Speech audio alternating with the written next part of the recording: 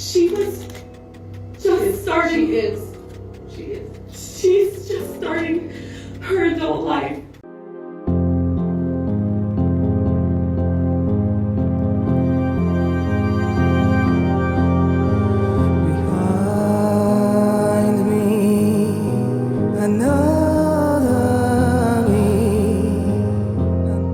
Viewer discretion is advised for this educational documentary. Welcome back to CASE Documentaries. I bring you true crime, disturbing stories and other things that you may later regret knowing with regular uploads every week. Please do join a quickly growing, incredibly supportive CASE family by hitting subscribe now and turning on notifications. Thank you so much to all of my patrons. If your name is on screen right now, then you're a legend. Our love and respect goes out to all those that knew and loved Naomi and all those affected by this dark case. Naomi Irion had a unique upbringing, growing up in sheltered communities in Russia, Germany and South Africa. This was primarily due to her father's State Department job, which required the family to move frequently. However, in 2001, Naomi's life took a new turn. She moved to the United States with her brother, Casey. The prospect of living in a country somewhat known for its freedom and its opportunities must have been an exhilarating prospect for Naomi. One of the things Naomi eagerly looked forward to was learning how to drive. In the countries she had previously lived in, transportation was often limited to public options. Therefore, she had always dreamt of having the independence to drive her own car. She couldn't wait to pass her driving test and hit the open roads, exploring her new home's vast landscapes and cities. The USA is the home of the road trip. Another aspect of life in the United States that excited Naomi was the opportunity to get a job. Naomi was eager to take on a job and become financially independent. As well as this, dating was another aspect of American life that intrigued Naomi. In the sheltered communities that she grew up in, dating was not as common or as openly discussed. However, in the United States, she saw the opportunity to meet new people, to form new connections, and to experience the joy and excitement of romantic relationships. Lastly, Naomi was thrilled to have the opportunity to attend community college. In her previous countries of residence, the educational options were somewhat limited, and attending college to her was often a distant dream. However, in the US, she saw the chance to pursue her academic interests, to expand her knowledge and work towards her career goals.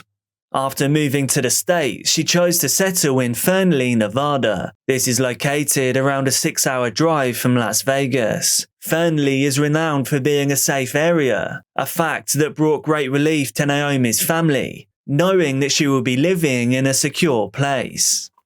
Shortly after her relocation, Naomi received an offer to work at a Panasonic factory in Reno. This opportunity filled her with excitement. She could finally realize her much anticipated dreams to build a new life in her adopted country.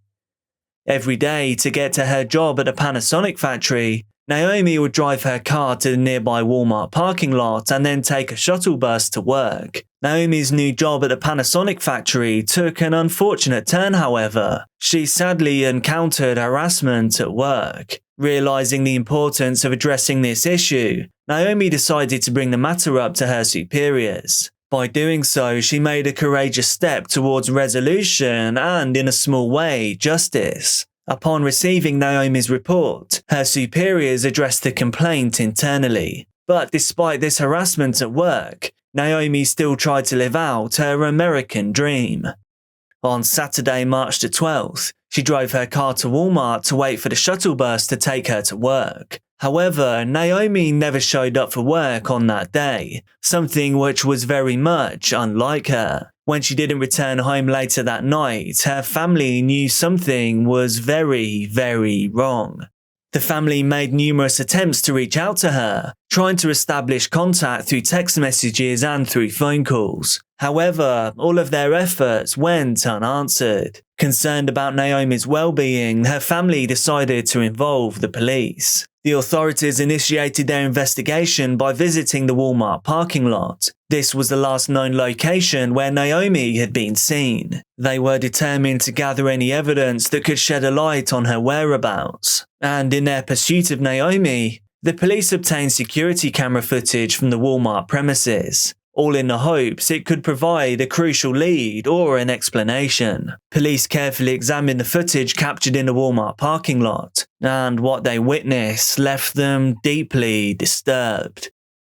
The video depicted a man emerging from a nearby homeless encampment. He was skulking around various vehicles. Eventually, he approached Naomi's car. He forcefully coerced her into the passenger seat before taking the driver's seat for himself. This distressing scene left no doubt in the minds of her family. Their precious Naomi had been kidnapped.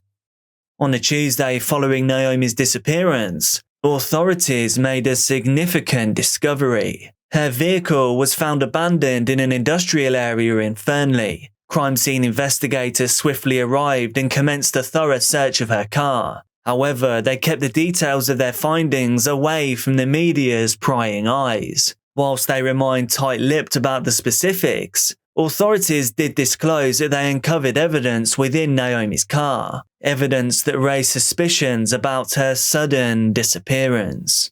As the search continued, the Irion family turned to social media in a desperate attempt to find her. Sister Tamara took to TikTok to address her sister's sudden disappearance and abduction. In a heartfelt video, Tamara pleaded with viewers to share the video and to help spread awareness about Naomi's situation. She was just starting she's just starting her adult life. The family's hopes pretty much rested on the power of social media. Social media has a unique way of reaching as many people as possible, and hopefully this could lead to any information about Naomi's whereabouts. Naomi's brother also had a message for the person responsible for kidnapping their sister. With a stern tone, he declared, "We're onto you." According to Casey, Naomi's older brother, whom she lived with, she went on a date in Reno the night before her disappearance. During the date, they visited thrift stores together. Casey mentioned that Naomi appeared in good spirits when she returned home. He stated, "I'm not sure if they'd been out before. I saw her afterwards. I have no reason to believe that this person was involved." Naomi's parents, Hervey and Diana, who were living in South Africa, decided to fly to Nevada to assist with the search for their missing daughter. Diana was understandably devastated when she received the news that her daughter had disappeared. The emotional pain she experienced was overwhelming. She said it was as if her heart had exploded with anguish. It felt like the world was crashing down around them at that moment, and she feared she may not survive the ordeal. The severity of Diana's emotional distress was evident to those around her. This prompted the embassy to take action. Recognizing the gravity of the situation, they sent a doctor to accompany her during her journey to the United States from South Africa. This decision was made because Diana was in such a state of shock that she required immediate medical attention and support. No piece of information is too small to report. At this point, we need everyone's help across the nation because the incident happened so close to I-80. She could be anywhere. According to a report by Business Insider, Casey, Naomi's brother, stated that her disappearance was particularly devastating for the family. He said that Naomi was considered their miracle baby. It was revealed that Naomi was conceived shortly after Diana, her mother, had experienced a tragic lost pregnancy. During the final stages of Diana's pregnancy with Naomi, doctors informed her that there was a high probability of Naomi's life being at risk. This was said to be due to a lack of amniotic fluids. However, Naomi, against all odds, survived. Casey said that it was a miracle that saved her life as a baby, and it was a miracle they needed to save her now. The police informed the public that the person that they believed had abducted Naomi was seen driving a dark, newer model Chevrolet Silverado high country truck. This information was shared in an effort to gather any leads or information that may assist in locating Naomi. Law enforcement agencies actively conducted searches on the ground and by air to find her. People came out to look for her on ATVs and on horseback. In a significant development, the FBI made an announcement regarding the case. They declared that they would be offering a reward of up to $10,000 to anyone who provided information leading to Naomi's whereabouts. On March the 25th, the police officers investigating Naomi's disappearance announced that they had now made an arrest. The suspect taken into custody was identified as 41-year-old Troy Driver. In addition to apprehending the suspect, the officers also impounded his truck in order to search for any potential evidence related to this case. Despite having a suspect in custody, the whereabouts of Naomi remained unknown, so the investigation continued in the hope of bringing her back safely. Casey, Naomi's brother, told the media, "What's going through my mind right now is that there's a potential suspect, and it seems like it might be one more step towards finding Naomi. I'm very optimistic." Searches continued even after Troy Driver was arrested for kidnapping. However, despite the intensified efforts, no sign of the missing teenager could be found. As the days passed, her family's worry grew increasingly more profound. Nobody had still heard any word from Naomi. They believed if she could, she would have been in touch. Despite Troy Driver's arrest, the investigation did not come to a halt. Law enforcement agencies, volunteers and citizens tirelessly combed through every possible lead and followed any potential clue, hoping for that one breakthrough that would shed light onto Naomi's whereabouts. However, the relentless search yielded no results.